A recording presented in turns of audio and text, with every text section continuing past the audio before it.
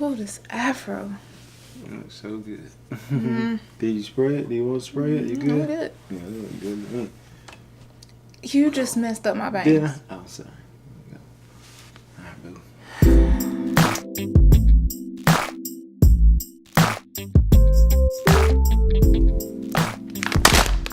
Hey everybody, how y'all doing?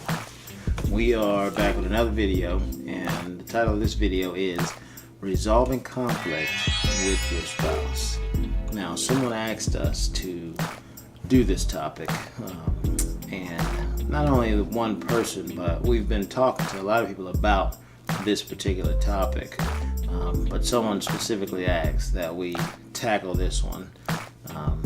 And so here it is more in depth. We previously talked about it on our video titled Your Spouse is not your enemy. Yeah, your spouse is not your enemy.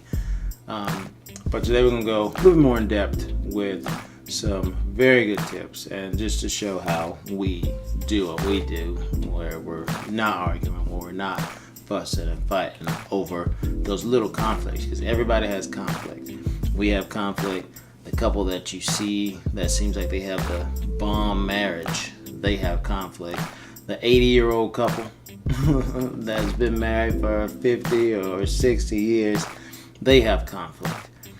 The difference between conflict and an actual argument is you deciding, I'm not going to let this ball over, or you making a conscious effort to squash it. Or, I guess that's right. That's what I'm saying. How far are you willing to go? Yeah. So without further ado, I got my list. Let's get into it. So, big issue when trying to resolve conflict. It cannot be just one of you. Both of you have to want it. Both of you have to say, I don't want to fuss. I don't want to argue. I want to be in a good place with my spouse. It can't just be you. It can't just be your spouse. You both have to agree. We're not going through this. We're not going to let the kids see us in a jam. We're not going to let, other, adults see us in a jam. We're not going to do it. We're going to both decide, hey, let's make this right. Let's not be arguing. Let's not be fussing. Let's not be fighting. Or it's a wash. It's not going to work if you don't do that. So here are some ways we resolve conflict. Now, this may not work for everybody. This may not even be something you're interested in. Just listen. These are things that we do that prevent us from fussing and fighting with each other. So, number one on the list, pick your battles. Don't think you have to argue about every little thing. Some things just not worth it. Now, again, we spoke about that in the other video. Some things are just not worth it. Am I going to argue about the way Kia puts the tissue on the little tissue thing in the bathroom? Am I going to, obviously it's supposed to go over, but I'm not going to argue if she puts it on where it's going up like that. Obviously, I use it more, so I put it on the way I want to put it on. And not to mention, I'm so bad about this, I'll leave it to where there's no tissue on there. So she puts it on there the way she wants to put it on there. If I like it the other way, I should put tissue on as soon as the tissue rolls over with. I hang my head low on that one, I admit. Or change it, because I really don't care. Yeah, she doesn't. I do. You also want to weigh your options. Is it really worth it to prove your point? Is it worth it that the chance that this might end up in a big blow up? Is it really worth that massive argument that could happen? Right? Maybe you just need to take a step back, think about it, say, hey, I want to make this work. I don't want to have a blow up. It's not worth it. The next one we got is maybe the biggest thing that that prevents us from having so many arguments and blow ups and I don't like you, and not being able to resolve that conflict. You don't like me? You love me. Yeah, so the biggest thing for us is solid communication. You have to have solid communication in order to not have these blow-ups. And how is that? You may be saying. The reason that is because if I don't understand what she means when she says something, in particular, hey honey, I want you to go to the grocery store and grab some apples, right? Well, it's 1,000 types of apples out there. So if she doesn't clarify, hey, I want Fiji apples, then maybe I can ask, hey, what kind of apples you want? Instead of getting upset, saying, you just gonna say apples, why don't you tell me what kind of apples you want? Right? So us communicating, actively communicating with each other. If you don't understand something, say something about it right then and there in a loving, respectful, mannerable way. I want Golden Delicious. You want Golden Delicious? That's not a real apple. It is. That's not a real apple. Real apples are Fiji, Pink Lady, Gala, and Golden Delicious. When you're in this mode of communicating, properly, actively, you need to be an active listener also, because perhaps Kia did say, I want can you pick up Golden Delicious apples? But all I heard was pick up some apples. So you have to be an active listener. That means you're not, tiddling with your phone, trying to check the scores, see who's winning. Oakland's probably winning. Raiders are probably winning. No need to worry about who's winning if Oakland's playing. It's us. But you can't be distracted doing 1,000 things. And then when your spouse says something to you or asks you for something, asks you to do something, you missed it.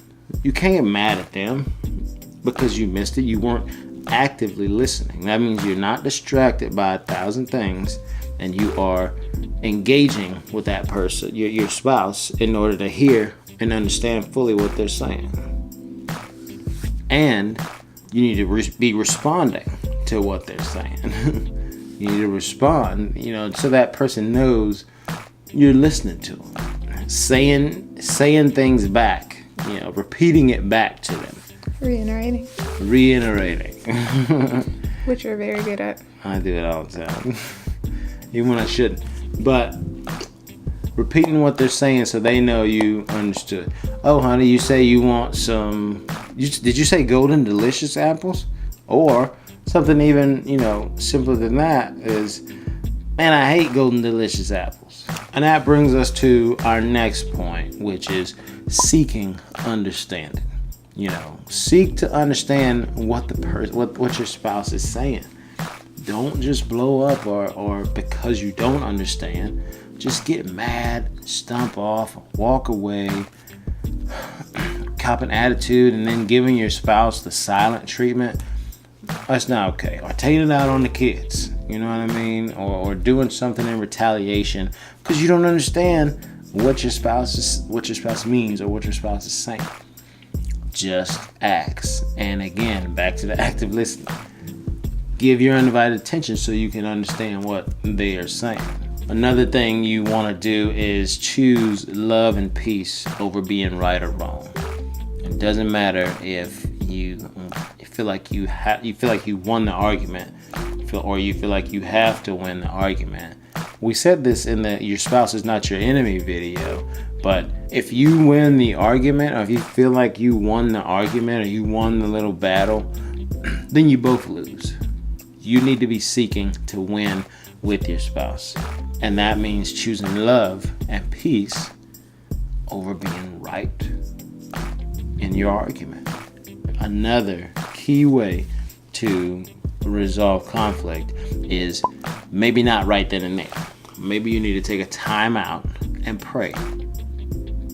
Take a time out and ask God, how can I honor my spouse and get through this conflict in a way that honors you as well, God? Because that's really the underlying thing about this whole super married thing. It's really about God. That's your superpower. It's God. And if you tap into that superpower that is God, then your marriage will flourish.